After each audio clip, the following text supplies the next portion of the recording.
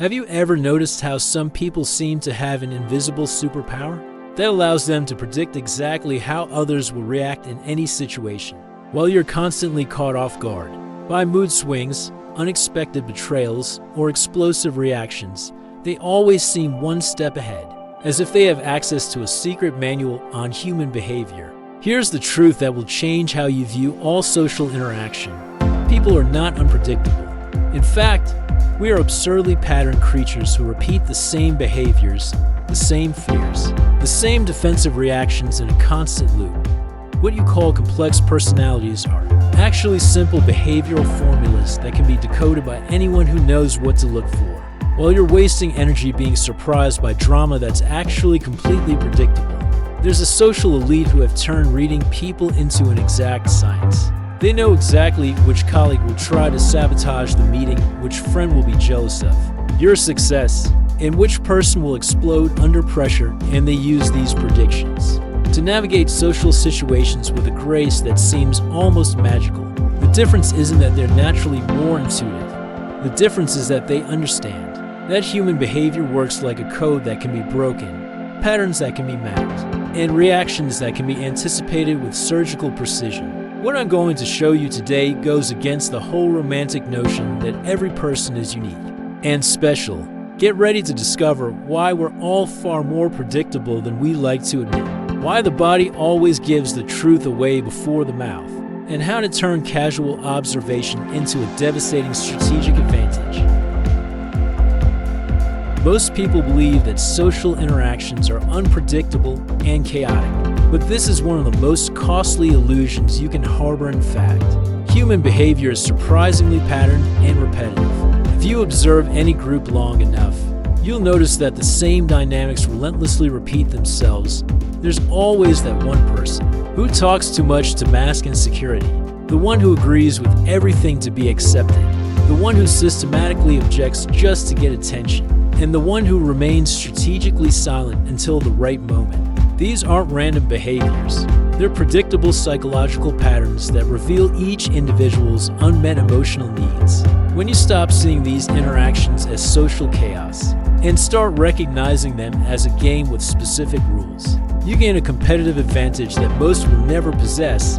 It's like discovering the source code behind the social matrix. The difference between someone who's constantly surprised by others' reactions and someone who always seems to know what's going to happen lies in a simple but revolutionary skill: paying genuine attention to behavioral patterns instead of getting lost in their own thoughts. During social interactions, most people are so focused on how they'll respond, what impression they're making, or their own internal dramas, that they completely miss the obvious signals others are constantly transmitting. It's like trying to drive by looking only in the rearview mirror. You might get somewhere, but you'll crash a lot along the way. When you develop the habit of observing how people react under pressure, what body language they adopt when they're uncomfortable, or what speech patterns they use when they're lying, you essentially create a behavioral database that allows you to predict future reactions with frightening accuracy. There's a transformative moment in anyone's social life when they stop being a pawn who merely reacts to others' moves and evolve into a player who anticipates moves and plans strategies. Pawns are reactive. They respond to what happens to them, always one step behind, always caught off guard, always on the defensive. Players are proactive. They observe patterns, identify trends, and position themselves strategically to maximize positive outcomes and minimize unnecessary conflict. When you can anticipate that, James will always disagree with the first idea presented because he has a need to feel intellectually superior, which Millie will support whatever the boss suggests because she prioritizes safety above all else. And Brian will remain silent until he's sure which side is winning because he avoids confrontation. You can orchestrate interactions that benefit everyone involved. It's not manipulation. It's intelligent leadership based on a genuine understanding of human nature. The human body is incapable of lying. It may even try to disguise it, but it always leaks the truth through microexpressions, postural shifts, and involuntary signals that precede any word. That leaves the mouth, while the conscious mind is busy formulating socially acceptable responses. The nervous system is reacting honestly to what's really happening, and this reaction manifests physically milliseconds before the person has a chance to censor their communication. It's like having access to emotional drafts before the final, edited version is presented. When someone is about to disagree with you, their body already leans back slightly, their shoulders tense, and their facial expression changes subtly before they even open their mouth to argue. Paul Ekman, a pioneer in the study of microexpressions, demonstrated that these emotional outpourings happen in fractions of a second and reveal the true feelings that the person is trying to control or hide. Learning to read these signals is like developing a kind of social superpower. Body language isn't just a complement to verbal communication, it's often more accurate and reliable than words themselves because it's controlled by the autonomic nervous system, which doesn't lie or dissemble. When someone is genuinely interested in what you're saying, their body naturally leans toward you, their pupils dilate slightly, and their posture becomes more open and receptive. Conversely, when someone is simply being polite but wants to leave the conversation, they unconsciously position their body toward the exit, cross their arms, or create subtle physical barriers, and their gaze begins to wander elsewhere. This discrepancy between polite words, how interesting, and body signals of dissenter's foot pointing away, a distracted gaze, is one of the most valuable pieces of information you can pick up in any social interaction. It's the difference between believing what people say and understanding what they truly feel. When you develop the ability to read these nonverbals in real time, you essentially gain a few precious seconds of leverage in any interaction. And those seconds make all the difference between being caught off guard or always one step ahead. Imagine being in a negotiation and realizing from the other person's body language that they're about to accept your proposal even before they verbalize it. You can stop selling and simply wait for confirmation, avoiding the classic mistake of continuing to talk and potentially ruining the deal. Or you can sense someone getting defensive. In a discussion before that defensiveness erupts into aggression, this gives you the opportunity to change your approach, de-escalate the pressure, or reframe your communication so they feel more secure. This ability to read the weather before the storm arrives transforms you into someone who navigates conflict masterfully, closes deals gracefully, and builds relationships with genuine emotional intelligence. The empathy most people practice is a diluted and an effective version that confuses being nice. With being emotionally intelligent, true strategic empathy is about getting inside someone else's head to predict their moves, not about making everyone feel good.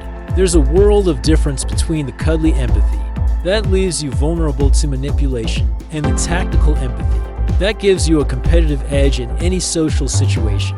When you truly understand how someone's mind works, their fears, their needs, their pride, and their insecurities, you can anticipate exactly how they will react under different circumstances. This isn't about being calculating. It's about being realistic and strategic.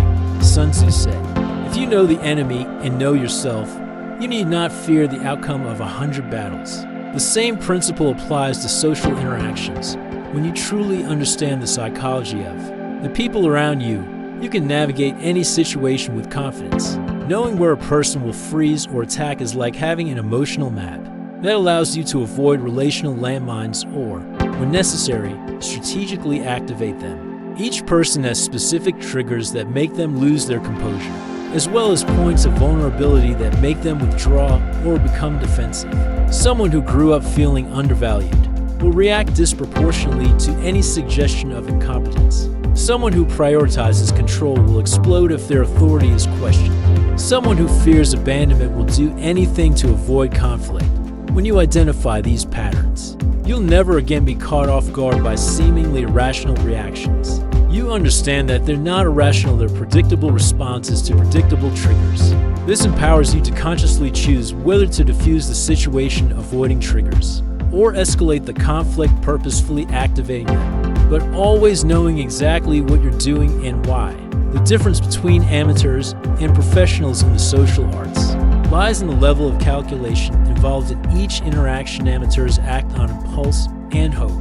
professionals act on strategy and foresight. When you develop strategic empathy, every conversation becomes an exercise in behavioral analysis where you are constantly collecting data on how the person operates, what motivates them, what scares them, and what inspires them. For example, if you realize that your boss needs to feel respected above all else, you can present your ideas in a way that makes them feel valued and consulted rather than challenged or ignored. If you understand that a colleague fears appearing incompetent, you can offer support in a way that makes them feel empowered, not diminished. This approach isn't about deceiving people. It's about communicating in the emotional language each person understands best, creating win-win scenarios. Every social group is essentially a disguised battlefield, where different personalities compete for limited resources, attention, respect, influence, and validation. And those who don't understand this reality end up being devoured by those who understood first. Whether it's a corporate meeting, dinner with friends, or a casual party, there's always an invisible hierarchy at work, with well-defined roles that consistently repeat themselves. You have the hidden leader who may not even be the official boss, but is the one who truly drives conversations and decisions, the strategic sycophant who gains power through alliances with those at the top, the performative rebel who gains attention through calculated opposition, and the silent soldiers who follow the strongest lead of the moment. When you learn to identify these archetypes in any group, you stop being a naive participant and become a strategic observer who can navigate these dynamics with surgical precision. It's like having a social X-ray that reveals the true power structures behind polite appearances. The difference between being ignored and being genuinely heard in a group has nothing to do with the volume of your voice or the brilliance of your ideas. It has everything to do with understanding who truly matters in that social ecosystem and how to strategically position yourself in relation to those key people. You can have the best ideas in the world, but if you can't identify the true decision maker, who is rarely the one speaking the loudest, your contributions will be dismissed, or worse yet, stolen by someone who knows the game. On the other hand, when you can correctly map the real hierarchy, you can direct your communication to the right people at the right time in the right way.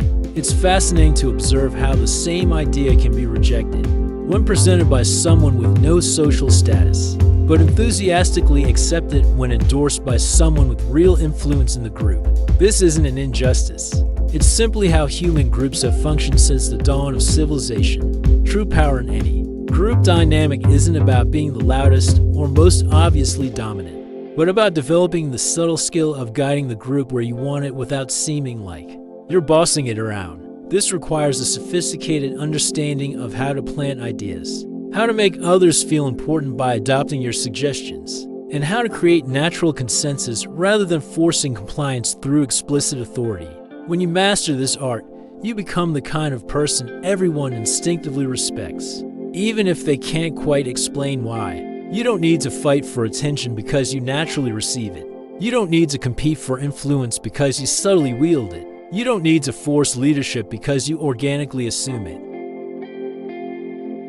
The ability to predict human behavior isn't a mystical gift reserved for a select few. It's a skill that can be systematically developed through disciplined observation, controlled experimentation, and constant refinement of your mental models of how people work. It's exactly like learning any other complex skill.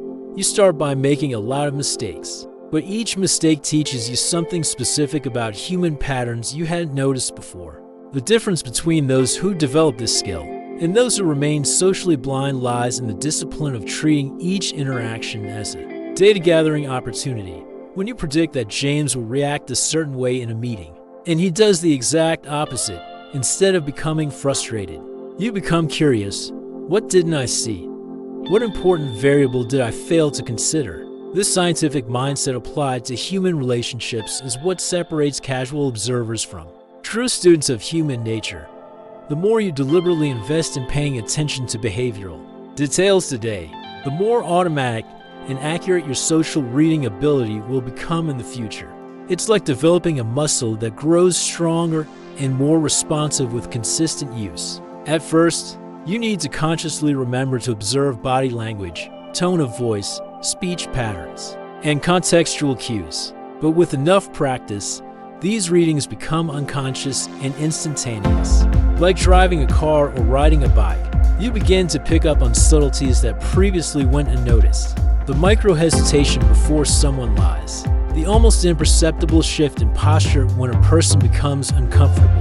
The specific breathing pattern that precedes an emotional outburst. These insights don't magically appear. They are the cumulative result of thousands of small observations that your brain eventually organizes into recognizable patterns. This is why older people often seem wise. They simply have had more time to collect behavioral data and identify recurring patterns. There's a fundamental truth about social power that few understand. Ultimately, those who can predict others' reactions most accurately will always have an advantage over those who are constantly caught off guard by human dynamics. This isn't about being manipulative or calculating, it's about being realistic and prepared. When you anticipate that a certain person will try to sabotage your idea in a meeting, you can prepare with counter-arguments or, better yet, find a way to make them feel included in the solution. When you understand that your boss makes better decisions in the morning, when they raise rested versus in the afternoon when they raise stressed, you can time your most important proposals strategically. This ability to navigate social complexity with predictability transforms you from someone who reacts to circumstances to someone who orchestrates them. The human behavior is not an unfathomable mystery, but rather a system of patterns that can be mapped, studied, and predicted with impressive accuracy. But having this information is only the beginning. The difference between those who turn this skill into a real advantage and those who let it die as theoretical knowledge lies in a single word: practice. So answer me with complete honesty. Are you willing to start treating every social interaction as a training opportunity? Do you have the discipline to truly observe body language, speech patterns, emotional reactions instead of getting lost in your own thoughts during conversations? And most importantly, are you prepared to use these predictions ethically, to navigate social situations intelligently instead of manipulating people for personal gain? Because here lies the true test of your social evolution: being able to anticipate others' reactions without becoming cynical, being able to read behavioral patterns without losing compassion for the people behind those patterns. The ability to predict human behavior is a neutral tool. It can be used to build healthier relationships and more effective communication, or it can be distorted into destructive manipulation. The next time you walk into a room, a meeting, or an important conversation, you have a choice: continue to be surprised by the same predictable dynamics that have always existed, or start consciously observing the patterns that are unfolding right in front of you. Every person you can't read is a missed opportunity to develop a skill that could completely transform how you navigate the social world. Stop being caught off guard by the same reactions, the same dramas, the same conflicts that relentlessly repeat themselves. Start seeing these situations for what they really are: behavioral data waiting to be collected and organized into useful patterns. If this video made any sense to you, subscribe to the channel and turn on notifications.